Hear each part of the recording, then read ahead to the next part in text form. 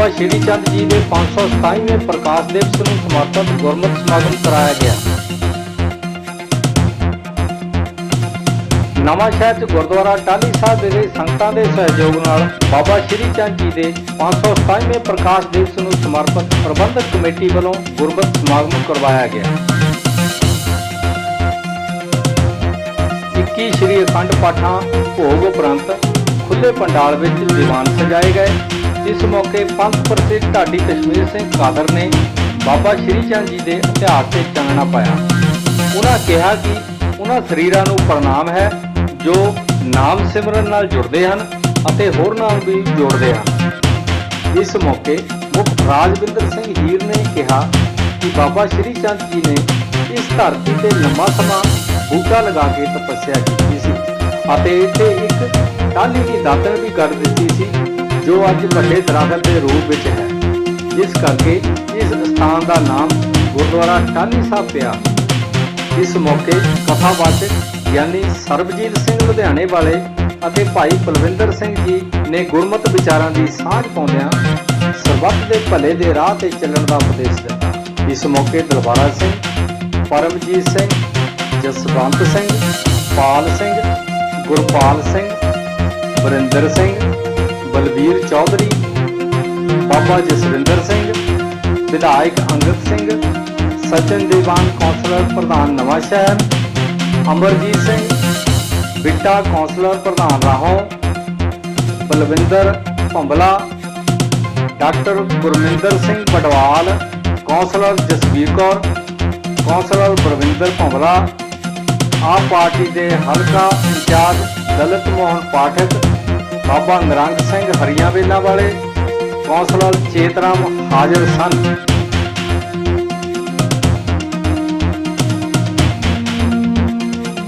तुसी देख रहे हो न्यूज़ रीडर ते अशोक दुग्गल ते तरुण जांगड़ा दी नवांशहर तो रिपोर्ट।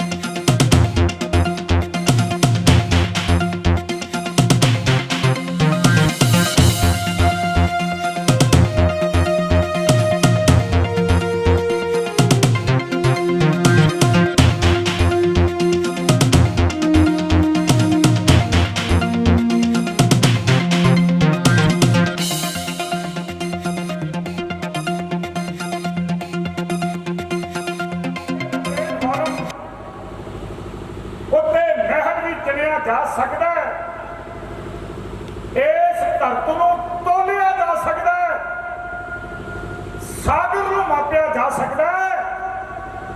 गणे जांदे ना बाबा श्री चंद्र जी उपकार तेरे सारे तारियां नूं गिणिया जा सकता है। सवेर तो खुले पंडाल दे विच चौकड़े मार के हाजरियां भर रहे हैं। जपी तपी ब्रह्मचारी और श्री गुरु नानक देव जी महाराज उन्होंने बिंदी औलाद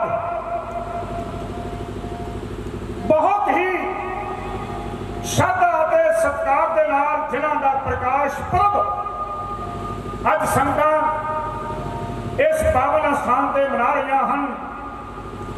धन धन बाबा श्री चंद्र जी महाराज उन्होंने पावन प्रकाश ਦਿਹਾੜੇ ਦੀਆਂ, ਉਹਨਾਂ ਦੇ ਆਗਮਨ ਪੁਰਬ ਦੀਆਂ, ਉਹਨਾਂ ਦੇ ਜਨਮ ਦਿਹਾੜੇ ਦੀਆਂ ਦਾਸ ਤੇ ਢਾਡੀ ਜਥੇ ਵੱਲੋਂ ਸੰਗਤਾਂ ਨੂੰ ਕਰੋੜਾਂ ਕਰੋੜਾਂ ਮੁਬਾਰਕਾਂ। ਸੰਸਾਰ ਵਿੱਚ ਕਦੇ ਕਦੇ ਸੰਤ ਪੈਦਾ ਹੁੰਦੇ ਨੇ, ਕਦੇ ਕਦੇ ਬ੍ਰਹਮਚਾਰੀ ਪੈਦਾ ਹੁੰਦੇ ਨੇ, ਕਦੇ ਕਦੇ ਤਪੀ ਪੈਦਾ ਹੁੰਦੇ ਨੇ, ਕਦੇ ਕਦੇ ਬ੍ਰਹਮ ਗਿਆਨੀ ਪੈਦਾ ਹੁੰਦੇ ਨੇ। ਜਦੋਂ ਸੰਸਾਰ ਆਤਮਕ ਉੱਚਤਾ ਨੂੰ ਛੱਡ ਕੇ ਨਿਮਾਣਤਾ ਦੇ ਰਾਹ ਵੱਲ ਤੁਰਨ ਦਾ ਯਤਨ ਕਰਦਾ ਹੈ, ਭੁੱਲੀ ਸ੍ਰਿਸ਼ਟੀ ਨੂੰ ਸਿੱਧੇ ਰਸਤੇ ਤੇ ਪਾਉਣ ਦੇ ਲਈ ਅਕਾਲ ਪੁਰਖ ਵਾਹਿਗੁਰੂ ਆਪ ਥਾਪੜਾ ਦੇ ਕੇ ਇਹੋ ਜਿਹੀਆਂ ਪਾਵਨ ਰੂਹਾਂ ਨੂੰ ਸੰਸਾਰ ਦੀ ਧਰਤੀ ਤੇ ਭੇਜਦਾ ਹੈ।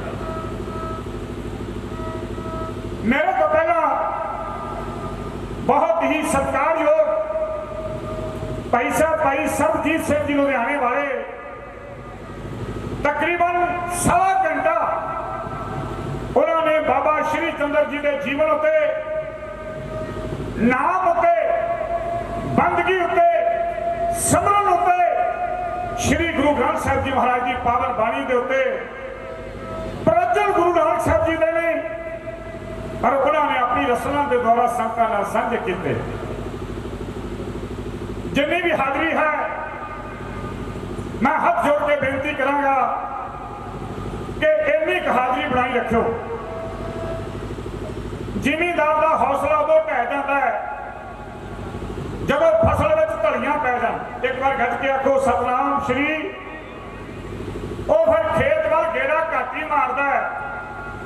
ਮੈਂ ਵੇਖ ਰਿਹਾ ਹਾਂ ਸੰਗਤ ਵਿੱਚ ਧਲੀਆਂ ਕਾਫੀ ਪੈ ਗਈਆਂ। ਜਿਹੜੇ ਬੰਦੇ ਖੇਤੀਬਾੜੀ ਦੇ ਨਾਲ ਜੁੜੇ ਹੁੰਦੇ ਨੇ ਨਾ, ਉਹਨਾਂ ਨੂੰ ਪਤਾ ਧਲੀ ਕਿਹਨੂੰ ਕਹਿੰਦੇ ਨੇ। ਉਹਨੂੰ ਕਣਕ ਕਰੁੰਡ ਗਈ ਵੀ ਕਹਿ ਦਿੱਤਾ ਜਾਂਦਾ ਹੈ, ਫਸਲ ਵਿੱਚ ਧਲੀਆਂ ਵੀ ਪੈ ਗਈਆਂ ਇਹ ਵੀ ਕਹਿ ਦਿੱਤਾ ਜਾਂਦਾ ਹੈ। ਤੇ ਮੈਂ ਬੇਨਤੀ ਕਰਾਂਗਾ ਜਿੰਨੇ ਵੀ ਤੁਸੀਂ ਸਦਿਓ ਬੜੇ ਪਿਆਰ ਦੇ ਨਾਲ ਇਸੇ ਤਰ੍ਹਾਂ ਚੌਕੜਾ ਮਾਰ ਕੇ ਅਸੀਸ ਔਰ ਢਾਡੀ ਜਥੇ ਨੂੰ ਅਸੀਸ ਦੇ ਰੂਪ ਵਿੱਚ ਤੁਸੀਂ ਆਪਣਾ ਪਿਆਰ ਸਤਿਕਾਰ ਇਸੇ ਤਰ੍ਹਾਂ ਦਿੰਦੇ ਰਹੋ। ਸਾਧ ਸੰਗਤ, ਦਾਸ ਤੋਂ ਪਹਿਲਾਂ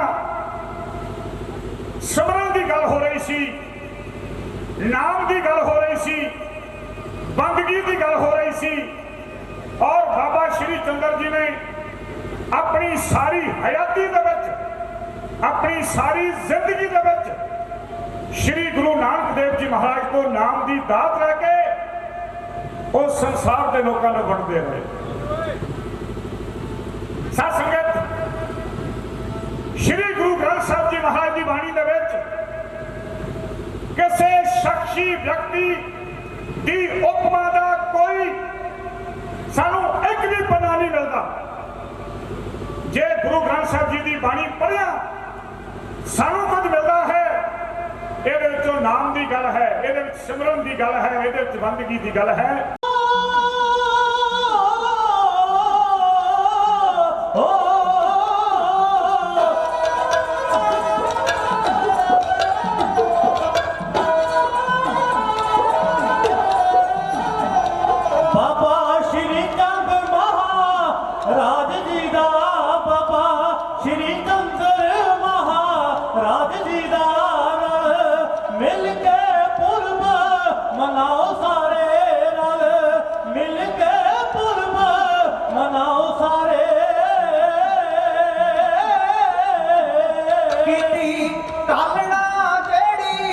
समाज दे लई कीती ढालना जेड़ी समाज दे लई अगे उस दे सीस झुकाओ सारे अगे उस दे सीस झुकाओ सारे हो।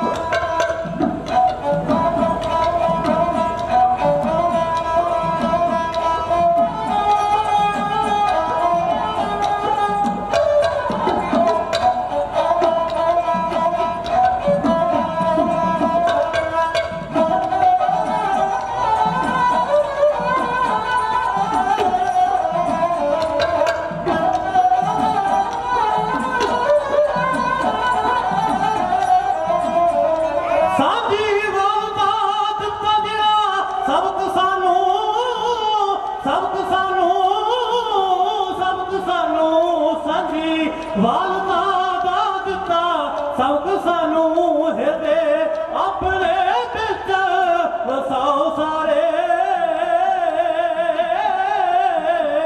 ਨਫ਼ਰਤ ਕੱਢ ਕੇ ਆਪਣੇ ਦਿਲਾਂ ਵਿੱਚੋਂ ਨਫ਼ਰਤ ਕੱਢ ਕੇ ਆਪਣੇ ਦਿਲਾਂ ਵਿੱਚੋਂ ਨਗਮੇ ਨਾਲ ਪਿਆਰ ਦੇ ਲਓ ਸਾਰੇ ਨਗਮੇ ਨਾਲ ਪਿਆਰ ਦੇ ਲਓ ਸਾਰੇ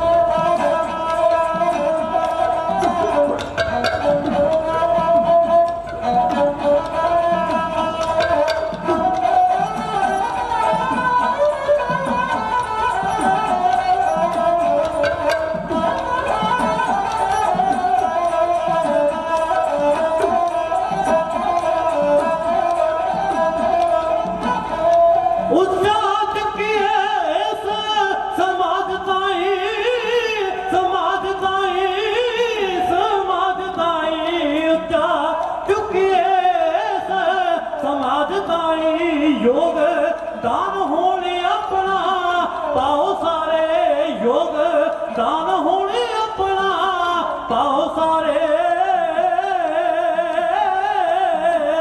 ਪੱਲਾ ਝਾੜ ਕੇ ਇਥੋਂ ਨਾ ਤੁਰ ਜਾਈਏ ਪੱਲਾ ਝਾੜ ਕੇ ਇਥੋਂ ਨਾ ਤੁਰ ਜਾਈਏ ਬਚਨਾ ਜ਼ਿੰਦਗੀ ਵਿੱਚ ਕਮਾਓ ਸਾਰੇ ਬਚਨਾ ਜ਼ਿੰਦਗੀ ਵਿੱਚ ਕਮਾਓ ਸਾਰੇ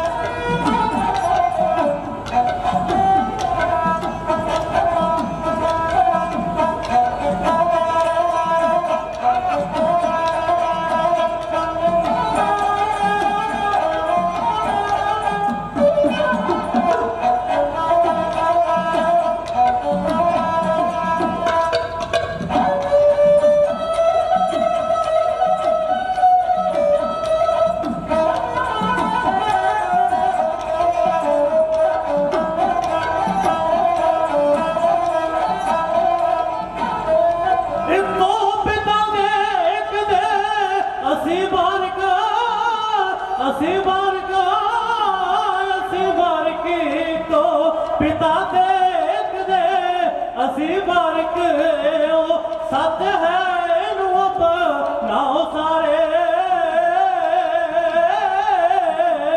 ਕਾਦਰ ਅੱਜ ਤੋਂ ਕਰਕੇ ਪ੍ਰਣ ਤੁਰੀਏ ਕਾਦਰ ਅੱਜ ਤੋਂ ਕਰਕੇ प्राण तुरिए दे विच हुण देर ना लाओ सारे दे विच हुण देर ना लाओ सारे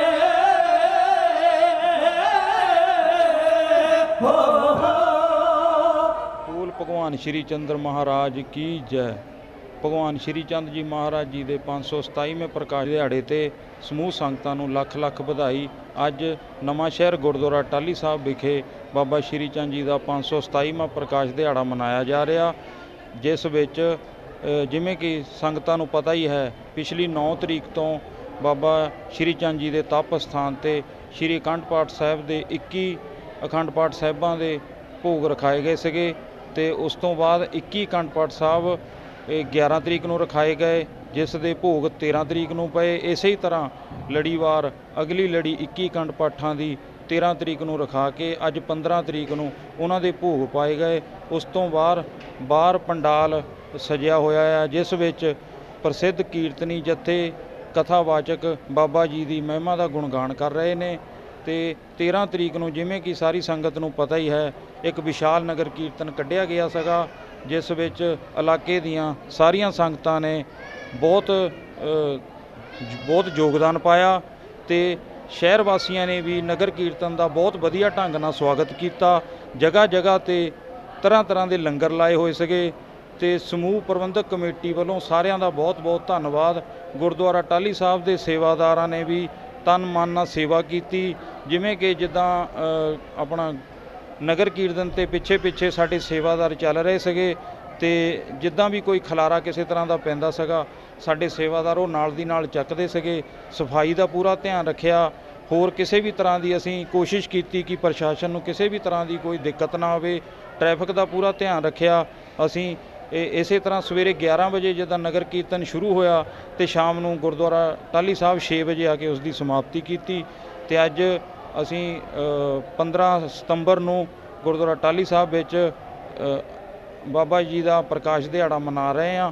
ਸਾਰੀਆਂ ਸੰਗਤਾਂ ਨੂੰ ਲੱਖ ਲੱਖ ਵਧਾਈ। ਇਹ ਗੁਰਦੁਆਰਾ ਟਾਹਲੀ ਸਾਹਿਬ ਤਪ ਸਥਾਨ ਬਾਬਾ ਸ਼੍ਰੀ ਚੰਦ ਜੀ ਦੀ ਚਰਨ ਛੋਹ ਧਰਤੀ ਆ। ਇੱਥੇ ਬਾਬਾ ਜੀ ਬਹੁਤ ਸਮੇਂ ਪਹਿਲਾਂ ਆਏ ਸੀਗੇ, ਇੱਥੇ 41 ਦਿਨ ਰਹੇ। ਬਾਬਾ ਜੀ ਨੇ ਇੱਥੇ ਦਾਤਣ ਕਰਕੇ ਦਾਤਣ ਗੱਡ ਦਿੱਤੀ ਧਰਤੀ ਵਿੱਚ, ਉਹ ਅੱਜ ਇੱਕ ਵਿਸ਼ਾਲ ਬ੍ਰਿਕਸ਼ ਬਣੀ ਹੋਈ ਹੈ। ਬਹੁਤ ਦੂਰੋਂ ਦੂਰੋਂ ਸੰਗਤਾਂ ਟਾਹਲੀ ਦੇ ਦਰਸ਼ਨ ਕਰਨ ਆਉਂਦੀਆਂ, ਬਾਬਾ ਜੀ ਦੇ ਤਪ ਸਥਾਨ 'ਤੇ ਨਤਮਸਤਕ ਹੁੰਦੀਆਂ। ਹਰੇਕ ਦੀਆਂ ਮਨੋਕਾਮਨਾ ਪੂਰੀਆਂ ਹੁੰਦੀਆਂ ਆ ਤੇ ਜਦੋਂ ਹਰੇਕ ਦੀਆਂ ਮਨੋਕਾਮਨਾ ਪੂਰੀਆਂ ਹੁੰਦੀਆਂ ਆਪਣੀ ਸ਼ਰਧਾ ਅਨੁਸਾਰ ਸੰਗਤਾਂ ਇੱਥੇ ਅਖੰਡ ਪਾਠ ਸਾਹਿਬ ਰਖਾਉਂਦੀਆਂ ਤੇ ਉਹਨਾਂ ਦੇ ਭੋਗ ਪਾਏ ਜਾਂਦੇ ਆ। ਜੋ ਵੀ ਕਿਸੇ ਦੀ ਸ਼ਰਧਾ ਹੁੰਦੀ ਆ ਇੱਥੇ ਆ ਕੇ ਉਹ ਹਰੇਕ ਦੀ ਪੂਰੀ ਹੁੰਦੀ ਆ। ਵਾਹਿਗੁਰੂ ਜੀ ਕਾ ਖਾਲਸਾ, ਵਾਹਿਗੁਰੂ ਜੀ ਕੀ ਫਤਿਹ।